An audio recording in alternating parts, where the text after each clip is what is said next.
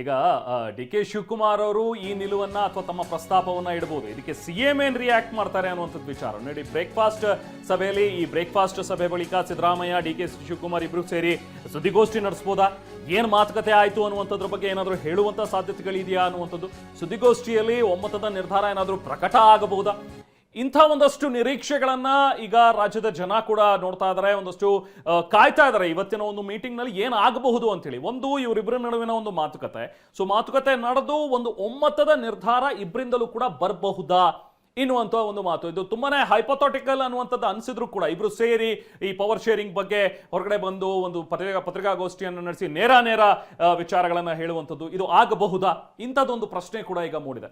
ಅನಿಲ್ ಕೂಡ ಜಾಯ್ನ್ ಆಗಿದ್ದಾರೆ ನಮ್ಮ ಜೊತೆಗೆ, ಮಾತಾಡೋಣ. ನಮ್ಮ ಪ್ರತಿನಿಧಿ ಅನಿಲ್ ಈಗ ಇವತ್ತಿನ ಒಂದು ಮೀಟಿಂಗ್, ಸೊ ಏನ್ ನಡೀಬಹುದು, ಏನಾಗಬಹುದು ಅನ್ನುವಂಥದ್ರ ಬಗ್ಗೆ ನಾವು ಕೂಡ ಚರ್ಚೆ ಮಾಡ್ತಾ ಇದ್ವಿ. ಡಿ ಕೆ ಶಿ ಏನು ಪ್ರಸ್ತಾಪ ಇಡಬಹುದು, ಅದಕ್ಕೆ ಸಿಎಂ ಏನ್ ರಿಯಾಕ್ಟ್ ಮಾಡಬಹುದು ಅನ್ನುವಂಥದ್ರ ಬಗ್ಗೆ.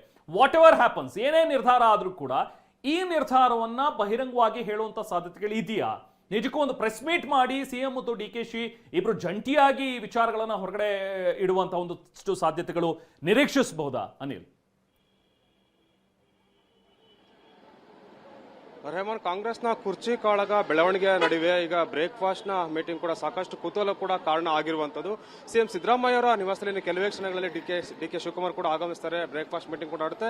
ಇಲ್ಲಿ ಬಹಳ ಮುಖ್ಯವಾಗಿ ಈಗ ಯಾರಿಗೂ ಕೂಡ ಎಂಟ್ರಿ ಇಲ್ಲ ಅಂತ ಹೇಳಲಾಗ್ತಾ ಇದೆ. ಒಂದ್ ಕಡೆ ಈಗ ಸಿಎಂ ಸಿದ್ದರಾಮಯ್ಯ ಅವರು ಆಪ್ತ ಬಳಗ ಬರ್ತಾರೆ. ಡಿಸಿಎಂ ಡಿ ಕೆ ಶಿವಕುಮಾರ್ ಅವರ ಬಳಿ ಒಂದು ಬ್ರೇಕ್ಫಾಸ್ಟ್ ಮೀಟಿಂಗ್ ಆದ ನಂತರ ಅವರಿಗೆ ಅವಕಾಶ ಅಂತ ಕೂಡ ಹೇಳಲಾಗ್ತಾ ಇದೆ.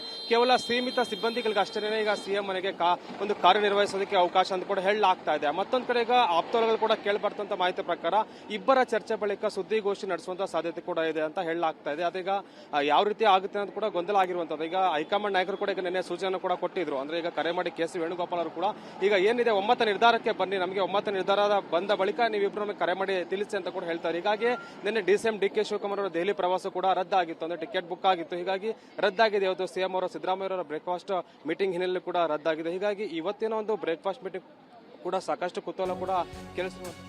ಎಸ್ ಬಂದೆ ಅನಿಲ್. ನೋಡಿ, ಈಗ ಬ್ರೇಕ್ಫಾಸ್ಟ್ ಮೀಟಿಂಗ್ ನ ಮತ್ತೊಂದು ಎಕ್ಸ್ಕ್ಲೂಸಿವ್ ವಿಚಾರ ಹೊರ ಬರ್ತಾ ಇದೆ. ಅದೇನಂತ ಹೇಳಿದ್ರೆ ಡಿ ಕೆ ಶಿವಕುಮಾರ್ ಅವ್ರ ಜೊತೆಗೆ ಮೀಟಿಂಗ್ ಮಾಡಿದ ನಂತರ, ಬ್ರೇಕ್ಫಾಸ್ಟ್ ಆದ ನಂತರ ಇನ್ನೂ ಕೆಲವೊಂದಷ್ಟು ಆಪ್ತ ಸಚಿವರಿಗೂ ಕೂಡ ಸಿದ್ದರಾಮಯ್ಯ ಬುಲಾವ್ ನೀಡಿದ್ದಾರೆ ಅಂತ ಹೇಳಿ ನಾವು ಪ್ರತಿನಿಧಿ ಪ್ರಮೋದ್ ಕೂಡ ಈ ವಿಚಾರವನ್ನ ಹೇಳ್ತಾ ಇದ್ರು. ಈ ಮೂಲಕ ಒಂದು ರೀತಿ ಒಗ್ಗಟ್ಟಿನ ಸಂದೇಶ ಸಾರುವಂತಹ ಪ್ರಯತ್ನ ಇದು. ರಾಜಕೀಯವಾಗಿ ಸಿಎಂಗೆ ಸಹಕಾರಿಯಾಗಿರುವಂತಹ ಸಚಿವರುಗಳು ಯಾರ್ಯಾರಿದ್ದಾರೆ, ಅವರ ಆಪ್ತ ವಲಯದಲ್ಲಿ ಗುರುತಿಸಿಕೊಂಡಿರುವಂತವ್ರು. ಅದೇನು ಅಂತಂದ್ರೆ ಈಗ ಡಿ ಕೆ ಇದ್ದಂತ ಸಂದರ್ಭದಲ್ಲೇ ಅವ್ರನ್ನ ಕರೀತಾರ ಅಥವಾ ಡಿ ಕೆ ಹೋದ್ಮೇಲೆ ಕರೀತಾರ ಅಂತ. ಡಿ ಕೆ ಇದ್ದಂತ ಸಂದರ್ಭದಲ್ಲೇ ಕರೆದ್ರೆ ಅದು ಬೇರೆ ಸಂದೇಶ, ಅದು ಒಗ್ಗಟ್ಟಿನ ಸಂದೇಶ. ಡಿ ಕೆ ಹೋಗಾದ್ಮೇಲೆ ಕರೆದ್ರೆ ಅದು ಬಿಕ್ಕಟ್ಟಿನ ಸಂದೇಶ. ಎಕ್ಸಾಕ್ಟ್ಲಿ. ಸೊ ಇದು ಸಂಗತಿ. ಯಾಕಂದ್ರೆ ಎಲ್ಲರೂ ಒಟ್ಟಿಗಿದ್ದಂತ ಸಂದರ್ಭದಲ್ಲಿ ಬನ್ನಿ ನೀವು ಕೂಡ ಜಾಯ್ನ್ ಆಗಿ ಎಲ್ಲರೂ ಕೂಡ ಮಾತಾಡೋಣ ಅಂತಂದ್ರೆ ಎಸ್, ಇಲ್ಲಿ ತನಕ ಡಿ ಕೆ ಒಬ್ಬರನ್ನೊಬ್ಬರನ್ನ ಭೇಟಿ ಮಾಡಿದಾಗ ಆಗದನೇ ಇರುವಂತದ್ದು ಏನಿದೆಯಲ್ಲ, ಈಗ ಎಲ್ಲರೂ ಕೂತ್ಕೊಂಡು ಮಾತಾಡ್ತಾ ಇದಾರಪ್ಪ ಅನ್ನೋದಾಗುತ್ತೆ. ಆದ್ರೆ ಅವ್ರು ಹೋದ್ಮೇಲೆ ಕರೆದ್ರೆ ಬೇರೆ ರೀತಿಯ ಸಂದೇಶ. ಎಕ್ಸಾಕ್ಟ್ಲಿ. ಮೊದಲು ಡಿಸಿಎಂ ಜೊತೆಗೆ ಬ್ರೇಕ್ಫಾಸ್ಟ್, ಅದಾದ ನಂತರ ಸಚಿವರ ಜೊತೆ ಅನೌಪಚಾರಿಕವಾಗಿ ಮೀಟಿಂಗ್ ಮಾಡುವಂತ ಸಾಧ್ಯತೆಗಳು. ಇದು ಪ್ರಶ್ನೆ. ಎಸ್, ಕೆಲವು ಸಚಿವರ ಜೊತೆಗೆ ಮೀಟಿಂಗ್ ಮಾಡೋದಕ್ಕೆ ಅಂತ ಹೇಳಿ ಸಿಎಂ ಕೂಡ ನಿರ್ಧಾರ ಮಾಡಿದ್ದಾರೆ. ಸಿಎಂ ಜೊತೆಗೆ ಮೀಟಿಂಗ್ ಬಳಿಕ ಡಿ ಕೆ ತೆರಳುತ್ತಾರೆ ಅನ್ನುವಂಥದ್ರ ಬಗ್ಗೆ ಸದ್ಯಕ್ಕಿರುವಂತಹ ಮಾಹಿತಿ. ಅಂದ್ರೆ ಮೊದಲು ಡಿ ಕೆ ಮತ್ತು ಸಿಎಂ ಇಬ್ಬರೇ ಕೂತ್ಕೊಂಡು ಮಾತಾಡ್ತಾರೆ, ಮೀಟಿಂಗ್ ಆಗತ್ತೆ, ಬ್ರೇಕ್ಫಾಸ್ಟ್ ಆಗತ್ತೆ.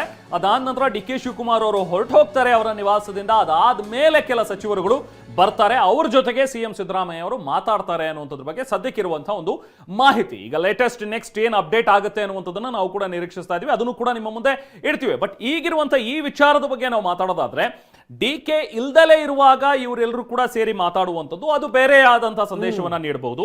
ಎಸ್, ನೀವು ಹೇಳ್ತಾ ಇದ್ದಾಗೆ ಎಲ್ಲರೂ ಒಟ್ಟಿಗೆ ಸೇರಿ, ಈಗ ಡಿ ಕೆ ಅವರು ಇದ್ದಾಗ್ಲೇನೆ ಬೇರೆ ಸಚಿವರು ಕೂಡ ಅಲ್ಲಿಗೆ ಬಂದ್ರು ಮಾತಾಡಿದ್ರು ಅಂತ ಹೇಳಿದ್ರೆ ಹೈಕಮಾಂಡ್ ಬಹುಶಃ ಒಂದು ಒಗ್ಗಟ್ಟಿನ ಸಂದೇಶ ನೀಡಿ ಅನ್ನುವಂಥದ್ರ ಬಗ್ಗೆ ಸೂಚನೆ ಕೊಟ್ಟಿದ್ಯಾ ಅನ್ನುವಂಥದ್ರ ಬಗ್ಗೆ ಅನ್ಸುತ್ತೆ. ಯಾಕಂದ್ರೆ ಈಗ ರಾಜ್ಯದ ಕಾಂಗ್ರೆಸ್ ನಲ್ಲಿ ಆಗ್ತಾ ಇರುವಂತಹ ಬೆಳವಣಿಗೆಗಳು ಎಲ್ಲರೂ ಕೂಡ ತಮ್ಮದೇ ಆದ ರೀತಿಯಲ್ಲಿ ತರ್ಕ ಮಾಡ್ತಾ ಇದ್ದಾರೆ, ಎಲ್ರಿಗೂ ಕೂಡ ಗೊತ್ತಾಗ್ತಾ ಇದೆ, ರಾಜ್ಯದ ಜನ ನೋಡ್ತಾ ಇದ್ದಾರೆ. ಎರಡು ಬೇರೆ ಬೇರೆ ಪವರ್ಗಳು ಬೇರೆ ಬೇರೆ ದಿಕ್ಕಿನಲ್ಲಿ ಎಳಿತಾ ಇದಾವೆ. ಸೊ ಅದರಿಂದಾಗಿ ಕಾಂಗ್ರೆಸ್ಗೆ ತೊಂದರೆ ಆಗ್ತಾ ಇದೆ, ಪಕ್ಷಕ್ಕೆ ಡ್ಯಾಮೇಜ್ ಆಗ್ತಾ ಇದೆ ಅನ್ನುವಂಥದ್ದು ಹೈಕಮಾಂಡ್ಗೂ ಕೂಡ ಗೊತ್ತಿರುವಂತ ವಿಚಾರ. ಸೊ ಹಾಗಾಗಿ ಎಲ್ಲವೂ ಕೂಡ ಸರಿ ಇದೆ, ನಮ್ಮಲ್ಲಿ ಏನೇ ಇದ್ರೂ ನಾವು ಮಾತುಕತೆಯಲ್ಲಿ ಬಗೆಹರಿಸ್ಕೋತೀವಿ ಅನ್ನೋ ಒಂದು ಸಂದೇಶವನ್ನ ಕೊಡೋ ಒಂದು ನಿಟ್ಟಿನಲ್ಲಿ ನೀವಿಬ್ರು ಸೇರಿ ಮಾತಾಡಿ ಮೀಟಿಂಗ್ ಮಾಡಿ ಅನ್ನುವಂಥದ್ದು ಸಂದೇಶ ಬಹುಶಃ ಹೈಕಮಾಂಡ್ ನಿಂದ ಬಂದಿರಬಹುದು. ಅದರ ಜೊತೆಗೆ ಈಗ ಬೇರೆ ಬೇರೆ ಸಚಿವರುಗಳನ್ನು ಕೂಡ ಕರೆದಿರುವಂತದ್ದು ಬಹಳ ಕುತೂಹಲಕ್ಕೆ ಎಡೆ ಮಾಡ್ಕೊಡ್ತಾ ಇದೆ. ಎಸ್, ಹರೀಶ್ ನಮ್ಮ ಜೊತೆಗೆ ಸಂಪರ್ಕದಲ್ಲಿದ್ದಾರೆ. ಹರೀಶ್, ಬಹಳ ಗಮನಿಸಬೇಕಾದಂತ ಸಂಗತಿ ನೋಡಿ, ವೆರಿ ಇಂಪಾರ್ಟೆಂಟ್ಲಿ ಬನ್ನಿ ಡಿಸಿಎಂ ಮಾತಾಡ್ತಾ ಇದ್ದಾರೆ. ನಿವಾಸದ ಬಳಿ ನಮ್ಮ ಪ್ರತಿನಿಧಿ ಹರೀಶ್. ಇಲ್ಲ, ನಾವು DCMA ಬಂದ್ರು ಅಂತ ಅನ್ಕೊಂಡ್ವಿ. Yes, ಇನ್ನೂ ಇಲ್ಲ. ಬೇರೆ ಯಾರೋ ಬಂದಿರೋದು. ಬನ್ನಿ, ನಮ್ಮ ಪ್ರತಿನಿಧಿ ಹರೀಶ್ ನಮ್ಮೊಂದಿಗೆ ಈಗ ನೇರ ಸಂಪರ್ಕದಲ್ಲಿದ್ದಾರೆ. ಹರೀಶ್, ನೋಡಿ ಇಲ್ಲಿ ಹಲವಾರು ವಿಚಾರಗಳು ಬರ್ತಾ ಇವೆ. ಒಂದ್ ಕಡೆಗೆ ಏನು ಅಂದ್ರೆ ಇಬ್ಬರು ನಾಯಕರು ಬ್ರೇಕ್ಫಾಸ್ಟ್ ಜೊತೆಗೆ ಮೀಟಿಂಗ್ ಮಾತುಕತೆ ಮಾಡ್ತಾರೆ, ಮನಸ್ಸು ಬಿಚ್ಚಿ ಮಾತಾಡ್ತಾರ ಅನ್ನುವಂಥ ಪ್ರಶ್ನೆಯಾಗಿ ಉಳಿಯುತ್ತೆ. ಅದು ಒಂದು ಕಡೆಗೆ. ಇನ್ನೊಂದು ಕಡೆಗೆ ಏನು ಅಂತಂದರೆ, ಈಗ DCM ಇರುವಂಥ ಸಂದರ್ಭದಲ್ಲೇ ಬೇರೆ ಸಚಿವರನ್ನ ಕರಿತಾ ಇಲ್ಲ ಮುಖ್ಯಮಂತ್ರಿಗಳು. DCM ಹೋಗಾದ ಮೇಲೆ ಬೇರೆ ಮಂತ್ರಿಗಳು ಕೂಡ ಬಂದು ಜಾಯಿನ್ ಆಗ್ತಾರೆ. ಇದರ ಅರ್ಥ ಏನು? ಇದು ಯಾವ ಸಂದೇಶಗಳನ್ನು ರವಾನಿಸುತ್ತೆ ಅನ್ನುವಂಥದ್ದು. ಯಾಕಂದರೆ ಇಲ್ಲಿ ಆಗಿರುವಂಥದ್ದೆಲ್ಲವನ್ನೂ ಕೂಡ ಅವರು ತಮ್ಮ ಆಪ್ತರ ಜೊತೆಗೆ ಹಂಚಿಕೊಳ್ತಾರ. CM ಮುಂದೆ ಏನು ಹೆಜ್ಜೆ ಇಡಬೇಕು ಅನ್ನೋದ್ರ ಬಗ್ಗೆ ಚರ್ಚೆ ಮಾಡ್ತಾರ. ಇಂಥ ಹಲವಾರು ಪ್ರಶ್ನೆಗಳು ಬರ್ತವೆ. ಈಗ ಬ್ರೇಕ್ಫಾಸ್ಟ್ ಮೀಟಿಂಗ್ ಆದ ಮೇಲೆ DCM ಜೊತೆಗೆ ಬರುವಂಥ ನಾಯಕರುಗಳು ಯಾರ್ಯಾರಿಗೆ ಬುಲಾ ಹೋಗಿರುತ್ತೆ ಅಂತ. ಹೌದು ರಂಗನಾಥ್, ಈಗ ಬಹುಮುಖ್ಯವಾಗಿ DCM ಹಾಗೂ ಸಿದ್ದರಾಮಯ್ಯ ಅವರು ಬ್ರೇಕ್ಫಾಸ್ಟ್ ಮೀಟಿಂಗ್ ನಡೆಯುತ್ತೆ. ಆನಂತರ ಕೆಲವು ಸಚಿವರಿಗೆ ಸಿದ್ದರಾಮಯ್ಯ ಅವರು ಬುಲಾವ್ ಕೊಟ್ಟಿದ್ದಾರೆ, ಅವರು ಕೂಡ ಬ್ರೇಕ್ಫಾಸ್ಟ್ ಮೀಟಿಂಗ್ ನಲ್ಲಿ ಇರ್ತಾರೆ ಅನ್ನುವಂಥದ್ದು. ಆದ್ರೆ ಹೈಕಮಾಂಡ್ ಸ್ಪಷ್ಟವಾಗಿ ಹೇಳಿದೆ, CM ಹಾಗೂ DCM ಇಬ್ರು ಕೂಡ ಬ್ರೇಕ್ಫಾಸ್ಟ್ ಮೀಟಿಂಗ್ ನಲ್ಲಿ ಸೇರ್ಬೇಕು, ಮತ್ತೆ ಅದರಲ್ಲಿ ಬೇರೆ ಯಾರು ಇರಬಾರ್ದು ಅನ್ನುವಂಥದ್ದು. ಈಗ ಮೊದಲಿಗೆ CM ಹಾಗೂ DCM ಬ್ರೇಕ್ಫಾಸ್ಟ್ ಮೀಟಿಂಗ್ ನಂತರ ಮತ್ತೆ ಕೆಲವು ಸಚಿವರನ್ನ ಕರೀಲಿಕ್ಕೆ CM ಸಿದ್ದರಾಮಯ್ಯ ಅವರು ಹೇಳಿದ್ದಾರೆ, ಮತ್ತೆ ಅವರು ಬರ್ತಾರೆ ಅನ್ನುವಂತಹದ್ದು. ನಾನೀಗ ಸದ್ಯ DCM DK ಶಿವಕುಮಾರ್ ಅವರ ನಿವಾಸದಲ್ಲಿದ್ದೇನೆ. ಇಲ್ಲಿನ ಸದ್ಯ ಚಿತ್ರಣ ಹೇಗಿದೆ ಅನ್ನುವಂಥದ್ದನ್ನ ತೋರಿಸುವಂತ ಪ್ರಯತ್ನ. DCM DK ಶಿವಕುಮಾರ್ ನಿವಾಸ. ಈಗಾಗಲೇ DCM ಅವರು ಹೊರಗಡೆ, ಅವರು ಯಾವಾಗಲೂ ಹೊರಗಡೆ ಬಂದು ಬಾಲ್ಕನಿಯಲ್ಲಿ ಕೈ ಬೀಸಿ ಹೋಗ್ತಾರೆ. ಅದೇ ರೀತಿಯಾಗಿ ಬೆಳಗ್ಗೆ ಎದ್ದು ಕೈ ಬೀಸಿ ಹೋಗಿದ್ದಾರೆ.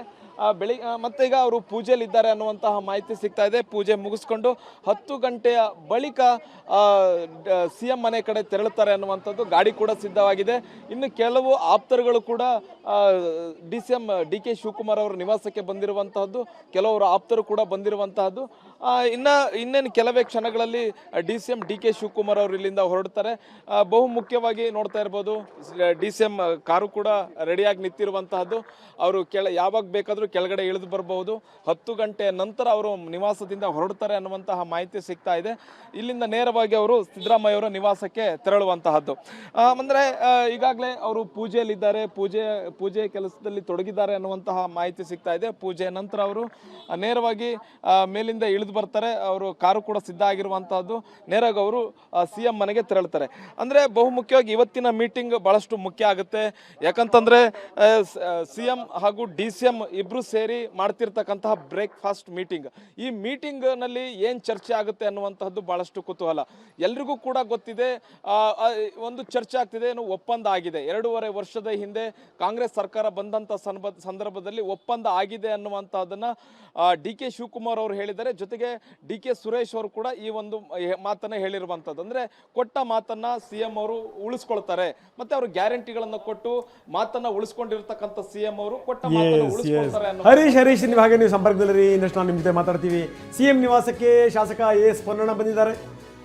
ಪೊನ್ನಣ್ಣ ಬರೀ CM ಕಾನೂನು ಸಲಹೆಗಾರರಾಗಿದ್ದರೆ ಅನುಮಾನಗಳು ಬರೋದು ಏನಿದು ಅಂತ. ಅವ್ರು ಶಾಸಕರು ಕೂಡ ಹೌದು, ಹಾಗಾಗಿ ಚರ್ಚೆಗೆ ಬಂದಿದ್ದಾರೆ. ಅಂದರೆ ಏನಾದರೂ ಈಗ ಈ ಮೇಜರ್ ಡೆವಲಪ್ಮೆಂಟ್ಗಳಿದ್ದಂಥ ಸಂದರ್ಭದಲ್ಲಿ ಪೊನ್ನಣ್ಣ ಬರ್ತಾರೆ, ಅದು ಈ ಕಾನೂನಿನ ವಿಚಾರಕ್ಕೆ ಸಂಬಂಧಪಟ್ಟಂಗೆ.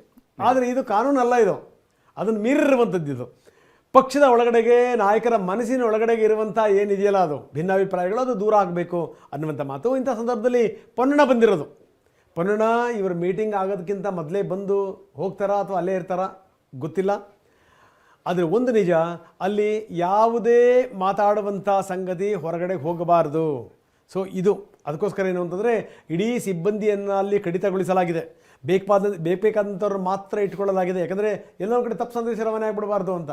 ಹಾಗಾಗಿ ಏನಾಗುತ್ತೆ ಅನ್ನುವಂಥದ್ದು ವೆರಿ ಇಂಪಾರ್ಟೆಂಟ್ ಸಂಗತಿ. ಇಬ್ಬರು ಕೂಡ ಈಗ ಏನು ಅಂದರೆ ಈ ಮನಸ್ಸಿನ ಪರದೆ ಇದೆಯಲ್ಲ, ಅದನ್ನು ತೆಗೆದುಬಿಟ್ರೆ ಯಾವುದೂ ಸಮಸ್ಯೆ ಇರಲ್ಲ.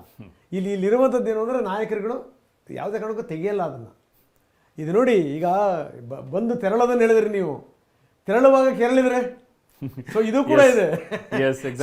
ಇದು ಸಂಗತಿ.